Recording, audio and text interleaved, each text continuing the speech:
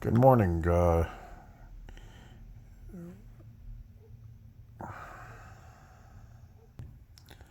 was listening to the Daily Tanya today about on the 26th of Tishrei, October 21st, 2022, with Rabbi Gordon. And he said something very interesting, that God gave permission for Cain to slew Abel. And I was doing some thinking about God obviously created the planetary system.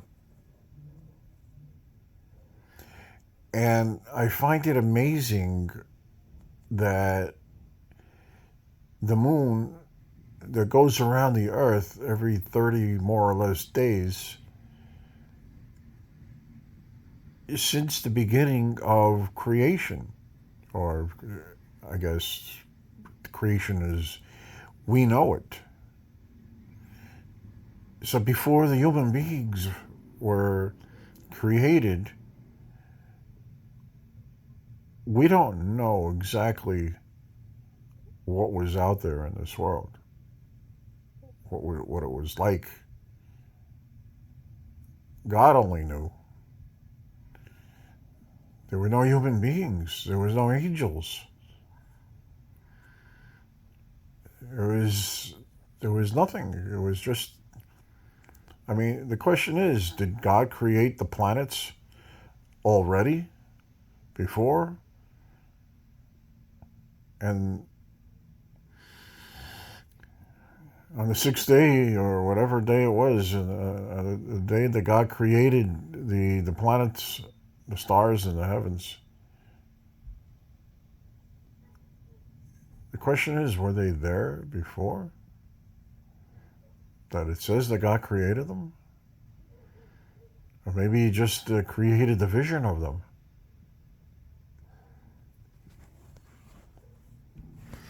So to think that God created each one of these planets, Mercury, Venus, Earth, Mars, Jupiter, Saturn, Uranus, Neptune, and Pluto is not on here because they say that Pluto is not a planet anymore. But God created each and every one of these planets. But yet we don't think about it.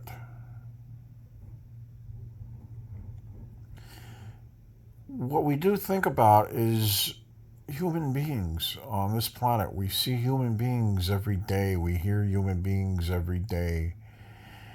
We go out and we see human beings. We talk on the phone. We hear human voices. Or if we just listen to our thoughts, these are the thoughts inside of a human mind, our minds. But to think about that God created each and every one of these planets that are unique. And the sun and the moon to rule by day, the sun to rule by day and the moon to rule by night. To think that the moon goes around the earth and at night, in China, the moon is there. And at night in New York City, the moon is there. And everyone sees the moon. And you see a quarter moon, a half a moon, a full moon, a three-quarter moon. And the moon is always visible, I think, to everybody on the planet every night. Maybe in Antarctica, maybe you can't see the moon. I don't know. But the moon is there every day. And to count the times that the moon has a full moon every month, did Adam and Eve start counting? When did people start counting? Did Noah start counting? These are questions that come up in my mind as I study Torah. Nowadays they give names waxing crescent every 6 days, waxing globulus. You know, I got a Samsung with 3 different cameras, and why it's blurry, I don't know. There it goes. So they give names to all these moons. And yet, it's miraculous that, you know, the moon is just doing this every 30 or so days.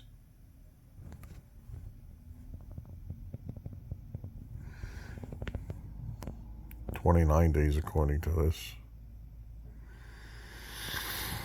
And yet, we don't realize on a daily basis when we look and we see the blue sky. When we see the blue sky, we don't realize that this is God's creation. And yet beyond the blue sky, there are stars. They're planets. We call them stars because that's what they've been called throughout generations.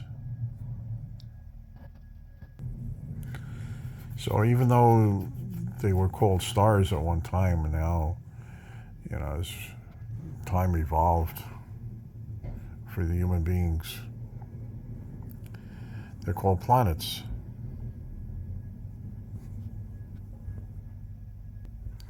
And God created each and every one of these planets. Some are made out of gas. How is that possible? Do these look like gas? No, they're planets. So just like God gave Cain permission to kill Abel, God gave permission for the scientists to explore planetary systems. He gave us permission to make telescopes. He gave us permission to make spacecraft. I looked up how fast is this fastest spaceship. It says the fastest speed of a spacecraft is 364,660 miles per hour. And that is the Parker Solar Probe.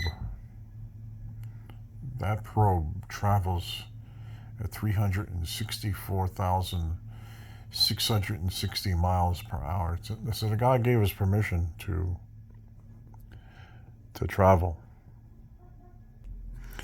I want to bring up Saturn for an example.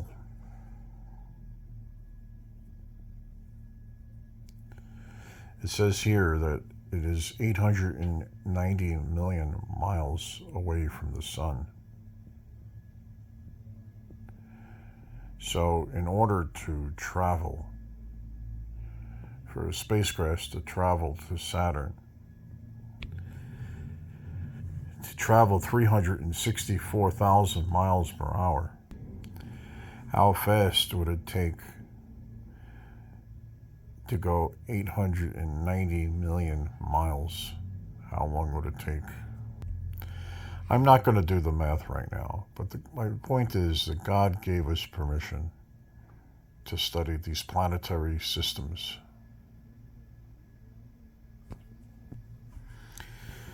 And God told us to study the Torah, which I do every morning thanks to my friend Angel, who talked me into it. Waking up at 5:30 every morning, he said to me, I don't know if he still does it. Oh, I woke up at 7:30 this morning and studied my Torah. Didn't finish yet, but they say that King David studied Torah all day long before he died, especially. And these are some of the images of King David.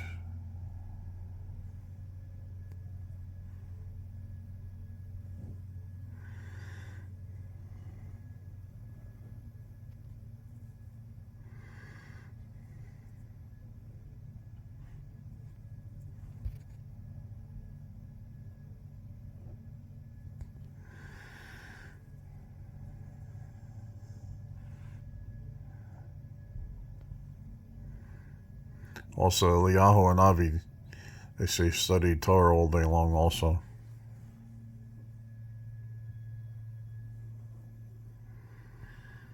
And now that I'm retired, I have a chance to study Torah all day long.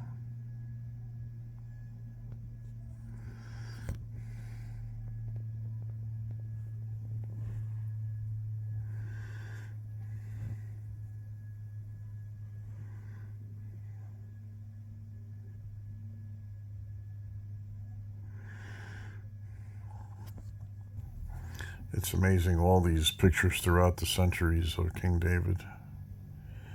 He's predicted to look like. Look at the difference between the one with the black beard and the one with a gray beard. I find that interesting. Look at the picture of him holding up the head of Goliath after he slew Goliath. Anyway, I find it amazing how the moon just does what it does every month.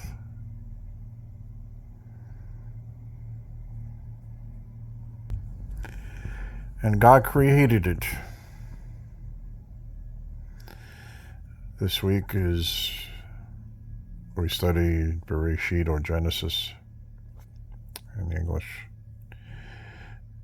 And this is why I'm thinking about it. So, well, that's my message for today. Since it's Rosh Hashanah recently, I wish everybody a great year and a great day.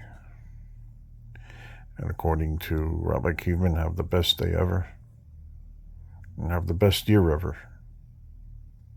Over and out.